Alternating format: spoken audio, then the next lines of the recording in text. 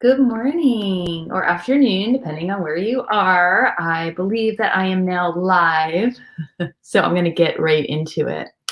I wanted to go live today because, well, it's Moon Day, and that's always a good reason since we have a little extra time to talk about yoga since we're not actually physically doing so much of it.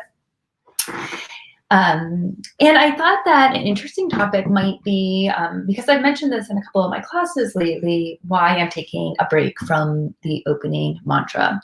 And I'm not suggesting that you take a break from the invocation or not, that's totally up to you. But I thought that what I could do is maybe go over the text a little bit because often we're chanting stuff that we don't even fully understand what it means. And then there's been a lot coming up in yoga talk lately about gurus and that whole guru mentality. And I think it's a timely conversation to have, especially if you noticed a thread that we had in the Facebook group recently about a barrier to practice, an obstacle to practice being what we now know about Patabi, and that is going to be a barrier for people. It's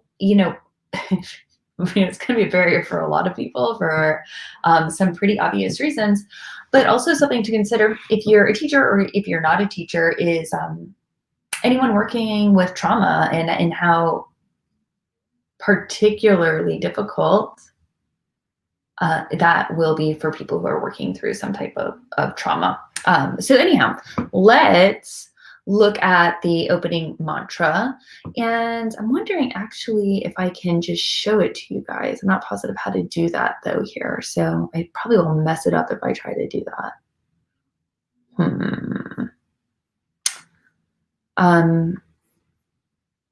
Okay, well, it says I can share my screen.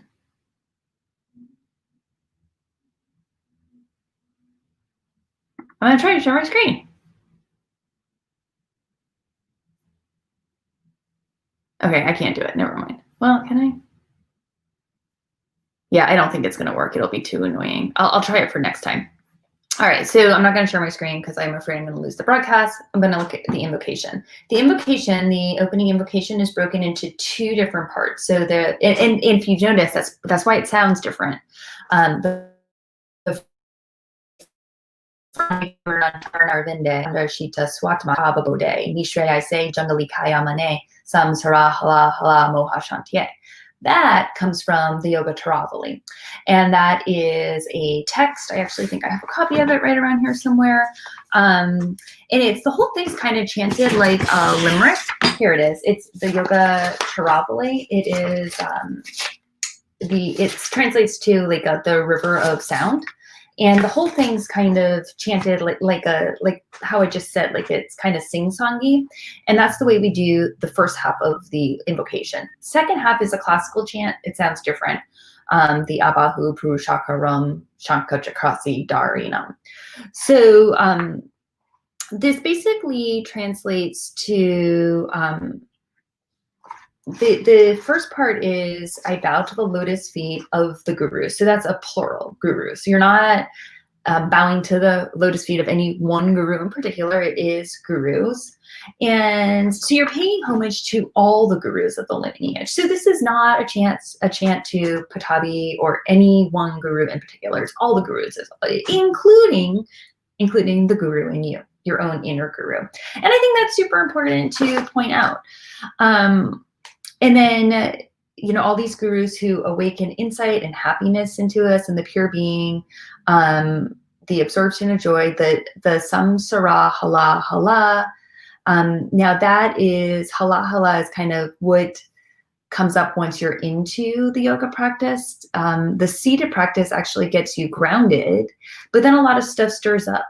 And that's the hala. Nishreyase Jungali Kaya Mane, that is basically the jungle physician. And the jungle physician, he eliminates the delusion of samskara. And, we all have samskara. That's just That is one of the challenges of being human, one of the big challenges of being human. So basically, it's, you've got to start somewhere. Asana is as good of a place as any. Um, and this is the invocation, this part of the invocation from the Yoga Teravali is, bowing to the feet of all the gurus who have gone before you. So it's basically paying homage to the lineage, and the jungle physician who eliminates the delusion of samskara, the hala, and the samskara of conditioned existence. So again, waking up, and that's important. That's important to note, the waking up. Now, if we go down to the second part of the opening mantra, Abahu Purushakaram Shanka Chakrasi Darinam Sahasra Shirsam Svetam Pranamami Patanjalim. This translates to the Abahu Purushakaram Shanka Chakrasi Darinam. That's a weapon. The Chakrasi is like the Chakrasi is a wheel of time, and that is basically saying that like time is the ultimate weapon. No one's going to get past this wheel of time. Abahu Purushakaram. Let's see, how can we translate that? So basically, it's I'm bowing before Patanjali, and Patanjali has all these white heads of the serpent. So that's when you see a Patanjali statue, there's all these snakes coming out from behind the head. So it's kind of noting that description. In one hand, Patanjali is holding a shell, a conch shell, and that represents divine sound. In the other hand, he's holding a wheel, and that's the discus of time. That's the Chakrasi Darinam, that's the time. And that is really the ultimate weapon. Nobody's going to transcend time. And he also has a sword in a hand, and the sword is symbolic of the sword of discrimination. It's kind of symbolic of cutting both ways, dealing with cutting both ways of the ego. So that's kind of a loose translation of what the opening mantra means, but more or less it's a homage to Patanjali and all the before us.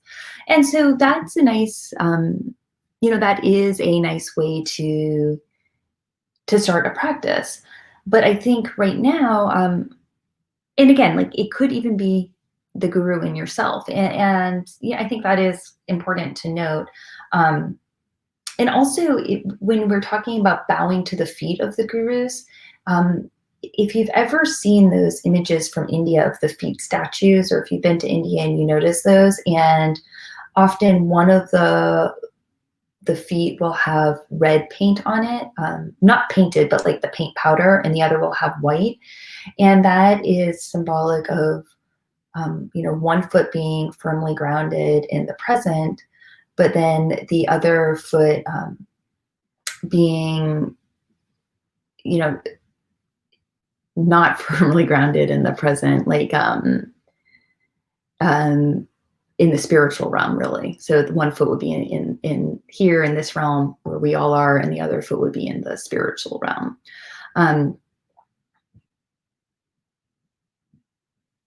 And so that's like the rundown of the opening mantra. So there's nothing inherently directed toward Patabi or any other one guru in particular when we're talking about the invocation.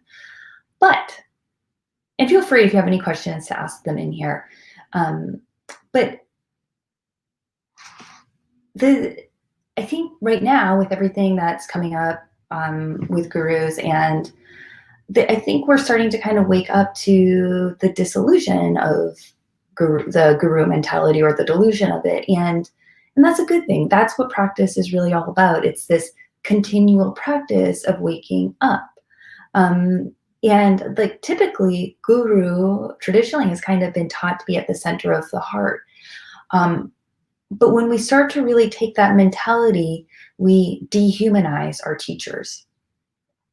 And most every single teacher that you meet, and I think there really are the few and rare occasions where somebody is truly much more evolved than every than the rest of us. I mean, I think maybe you guys have met someone like that. You kind of know it when you meet that person who does, I mean, for lack of a better word, really seem more evolved. And I don't mean more knowledgeable or have more experience, like truly kind of in this higher state of being a human.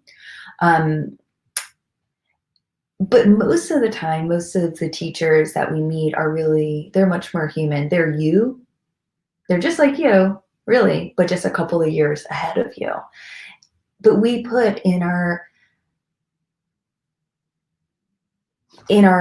yoga system, I think, but also in our own, our own hearts and our own minds, we put our teachers up on pedestals. And if you're putting somebody up on a pedestal, like really the only place for them to go is down. And so that idea of the guru being at the center of the heart, I think is something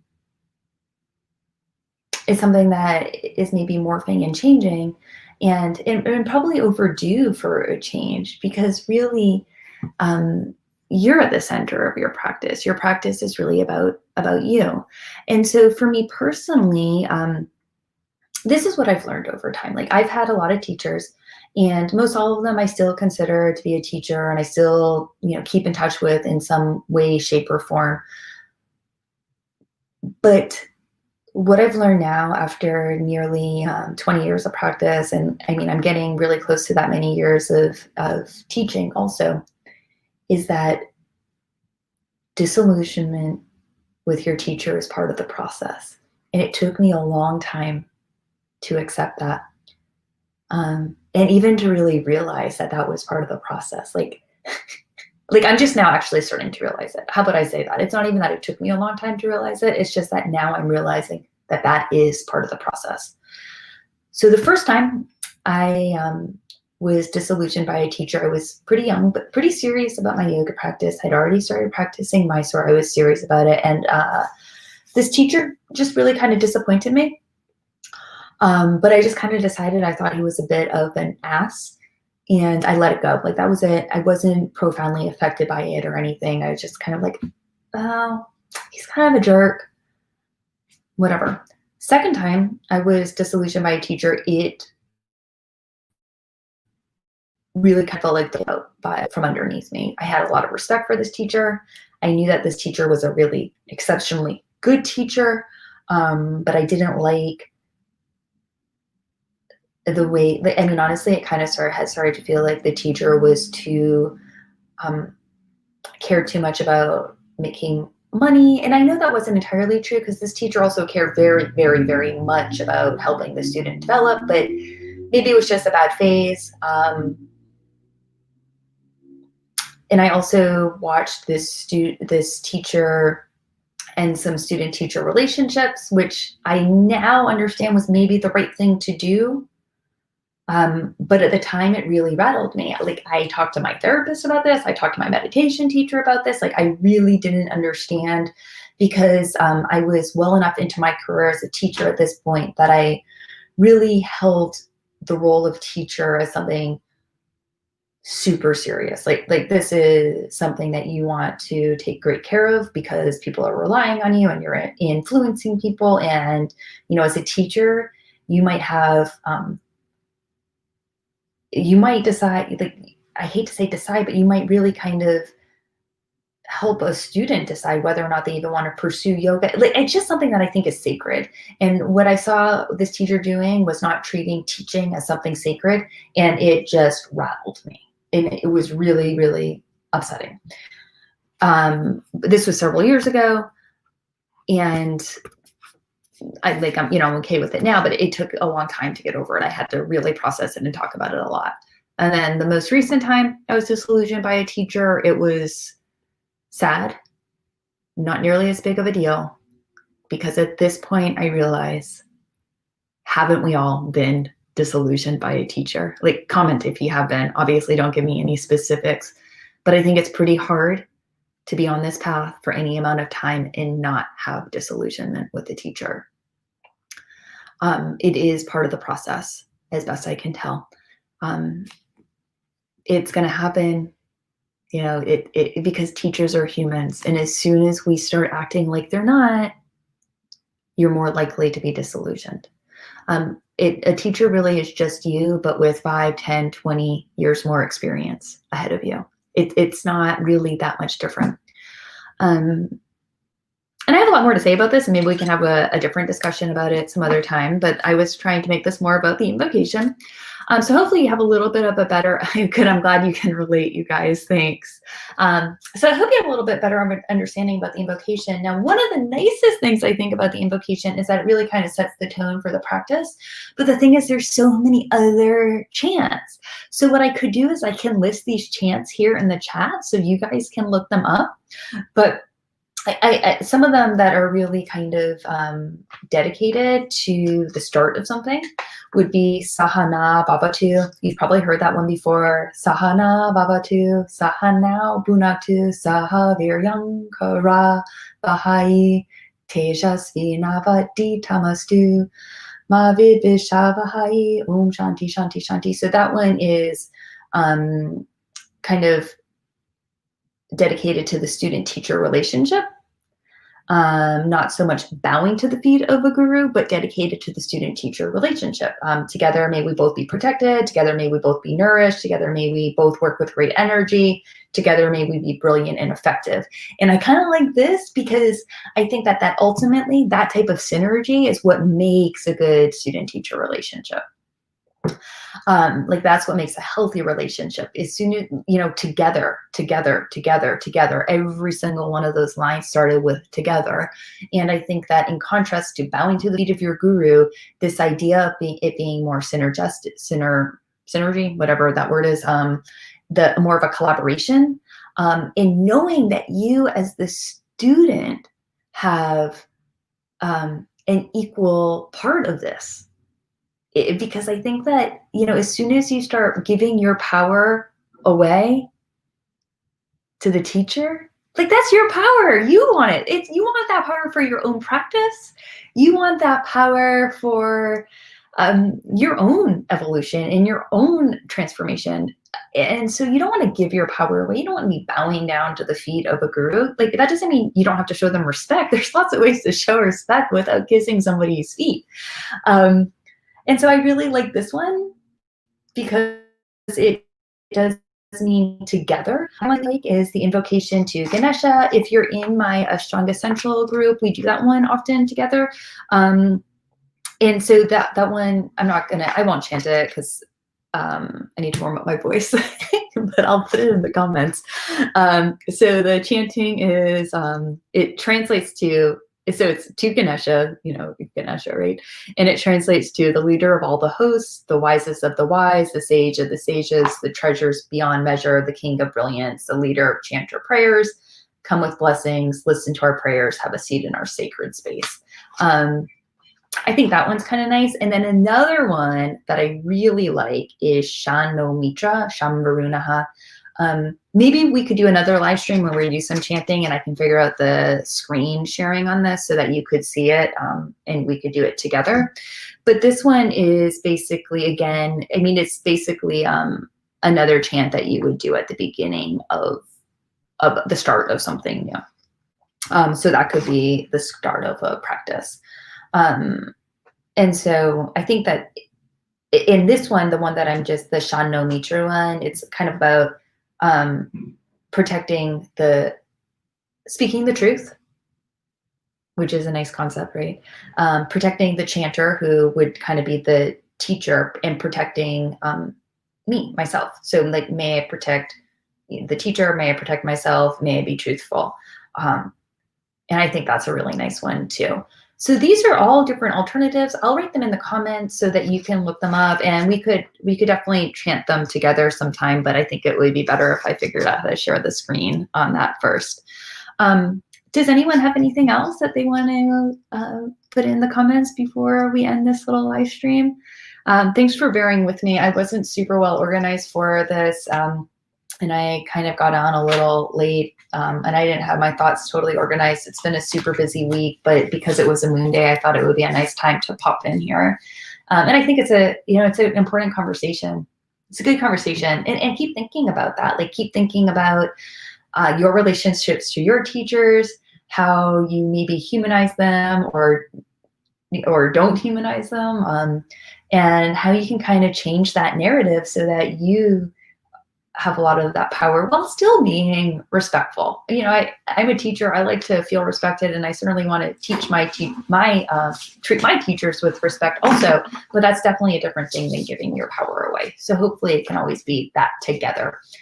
So thanks for tuning in. My teacher development program is starting soon. It starts in October, so be on the lookout for that. But I am going to also be hosting a free challenge. I have it actually already, so I'll stick that in the comments too. So that's going to be a 5-day challenge, and it'll be 5 days of Zoom classes, like 10, 15 minutes like this. It'll be short. It'll be something that you can do at your desk if you're in the office, or if you are at home, awesome too. But I see all your comments, so I don't see any questions, but thanks. We can do some mantras sometime. But yeah, so look out for that challenge, because I'm hoping that all of you guys will join me for that too. And that's all I have for today. So have an awesome day, and thank you for being here.